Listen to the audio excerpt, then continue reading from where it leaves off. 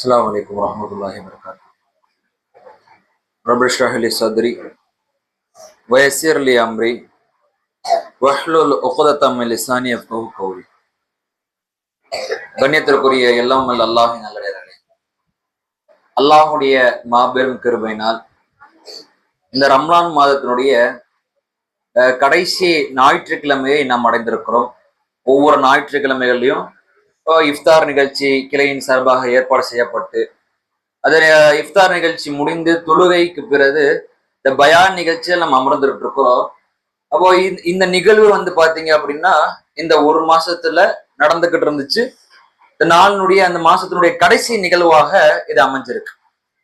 அல்லாஹ் நாடுனா அடுத்த வருடம் இதே போன்ற ஒரு வாய்ப்பை நம்ம அனைவருக்கும் தருவான் இன்ஷா அல்லாஹ்.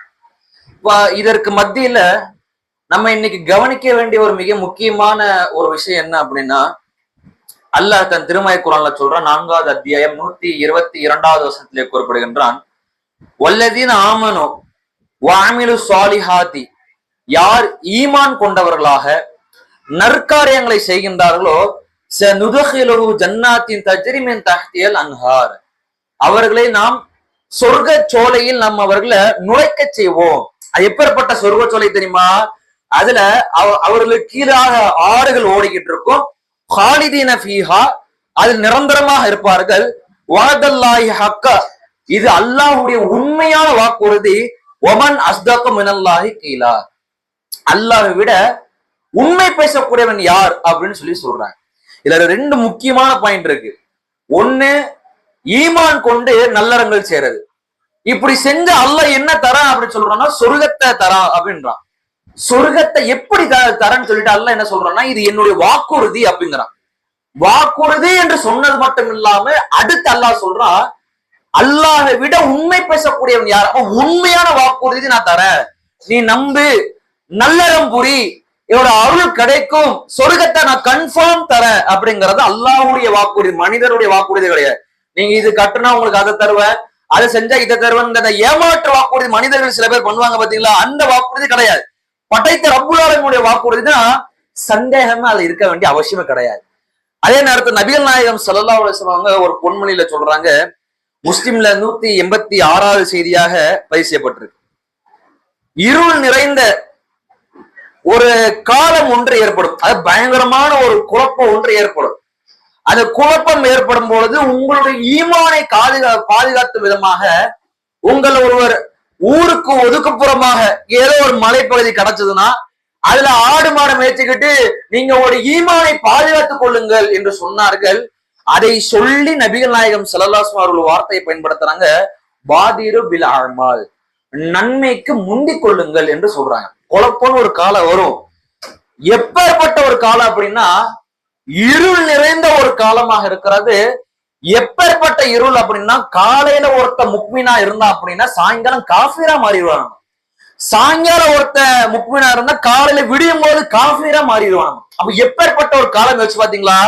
அந்த காலம் வருவதற்கு முன்பாக பாதிரு பில் அமால், நன்மைக்கு நீங்கள் முந்திக் கொள்ளுங்கள் என்ற ஒரு எச்சரிக்கை அல்லாஹ்வுடைய தூதர் சொல்றாங்க.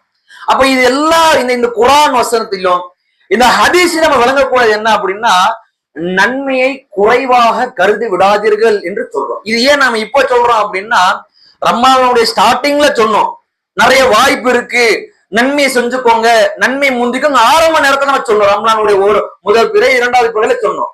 இதை மறுபடியும் இந்த இடத்தை நினைவுபடுத்துறதுக்கு உண்டான காரணம் என்ன? இன்னும் 5 நாள்ல ரமலான் முடிய போகுது, அப்படிதானே?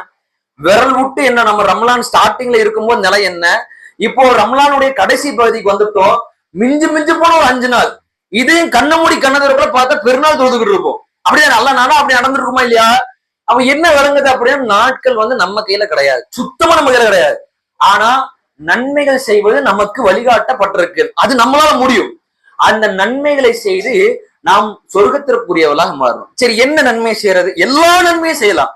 ஆனா குறிப்பிட்டு ஷார்ட் டேர்ம்ல லாங் ரெவன்யூ கிடைக்கணும் அப்படின்னா, லாங் டைம்ல நிறைய ஒரு கூலி வரும்னா, சிம்பிளா பேசிக்கா உள்ள ஒரு விஷயம் தெரியுமா? முடிஞ்ச அளவுக்கு வாய்ப்பு கிடைக்கும் போது தர்மத்தை அள்ளி வீசிருங்க, வேற வழியே கிடையாது. ஏன்னா நம்ம ஒரு பெரிய லெவல்ல தொழுகையை நடத்தி நன்மையை பெறணுமோ அல்லது பல மாதங்கள்ல நம்ம ஹஜ்ஜுக்கு போய் அந்த நன்மை, அதெல்லாம் 2வது. சிம்பிளா பேசிக்கா இன்ஸ்டன்டா நன்மை சம்பாதிக்கணும் அப்படின்னா கையில இருக்கிற பைசா தூக்கி தர்மம் பண்ணி வேலை முடிஞ்சு, சரிங்களா? நரகத்துல இருந்து நம்மளை பாதுகாத்துக் கொள்ளலாம்.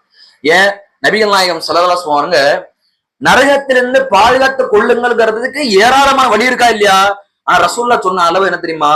பேரித்த பழம் கொட்டையின் அளவு அதுக்கு ஒரு நிகரான ஒரு ஏதாவது ஒரு பொருள் இருந்தா அதை தர்மம் பண்ணி நரக நெருப்புல இருந்து காத்துக்கொள்ளுங்கள் அப்படின்றாங்க. அப்போ நரக நெருப்புல இருந்து காத்துக்கொள்ள வேண்டும் என்று சொன்னால் அதற்கு அடிப்படையாக இருக்கக்கூடியது இந்த தர்மம்ங்கிற இந்த சிந்தனை தான். ஏன் நம்ம குரான்ல பாக்குறோமா இல்லையா? இந்த செத்து போன காஃபிரு ஒருத்தன் கேட்பான், இறைவா நான் உனக்கு நீ எனக்கு வணங்கினது எல்லாத்தையும் எனக்கு இன்னொரு வாய்ப்பு கொடுறாய் அல்லாஹ், நான் தொழுது போட்டு நன்மையை சம்பாதிச்சிரு என்று அந்த அடியான் சொல்ல மாட்டான். ஒரு அடியான் செத்து போயிட்டான் அப்படின்னா அவனுக்கு ஆபத்து வரப்போன்னு தெரிஞ்ச உடனே அவன் என்ன தெரியுமா சொல்லுவான்? இறைவன் எனக்கு ஒரு வாய்ப்பு கொடு. என்ன மாதிரி வாய்ப்புனா, எனக்கு வாய்ப்பு கொடுத்த அப்படின்னா நான் போய் தொழுது நன்மையை சம்பாதிக்க அவன் சொல்லவே கிடையாது. நான் நோம்பு முடிச்சு நன்மையை சம்பாதிச்சு சொல்லவே கிடையாது. நான் வேற ஏதாவது ஒரு ஹஜ்ஜு முறை செஞ்சுட்டா ஒரே நல்ல ஹஜ்ஜு முறை செஞ்சுட்டு என் பாவங்களை மன்னிச்சிடும்ல, அதை வச்சு நான் வந்து சொர்க்கத்தை அடைஞ்சுக்கிறேன் அப்படி அவன் கேட்கல. சத்தக்க வாக்கும் மின சாலிஹின், நான் தர்மம் செஞ்சுட்டு உடனே வந்துடுறேன். அப்போ என்ன புரியுது அப்படின்னா, தர்மங்கிற ஒரு விஷயம் நரகம் என்ற ஒரு பெரும் ஆபத்திலிருந்து காக்கக்கூடிய ஒரு கேடயமாக இருக்கிறது. அதுவும் குறிப்பா இந்த ரமலான் மாசம் இருக்கிறதுனால அந்த சகோதர சகோதரிகள் இன்னும் குறைவான ஒரு நாளாக இருக்கிறதுனால முடிஞ்ச அளவுக்கு நன்மையில முந்திக் கொள்ளுங்கள். குறிப்பாக தான தர்மங்களை அதிகப்படுத்திக் கொள்ளுங்கள். அந்த ஒரு செயல்பாடு நாளை மறுமையில் கணக்கு காட்டப்பட்டு நாம் மறுமையில் சொர்க்கத்தில் நுழையக்கூடிய ஒரு வாய்ப்பினை இன்ஷா அல்லாஹ் நமக்கு ஏற்படுத்துவானாக. இன்னைக்கு இந்த நாள் இந்த நொடி நம்ம எப்படி இந்த இடத்துல அமர்ந்திருக்கிறோமோ இதே போன்று அனைவரும் நாளை மறுமையில ஜன்னத்துல் ஃபிர்தௌஸில் ஒன்றாக சேருவோம் என்ற ஒரு பிரார்த்தனையோடு இந்த உரையை முடித்துக் கொள்கிறேன். வாஹிர் தவானா அனில் ஹம்துலில்லாஹி ரப்பில் ஆலமீன்.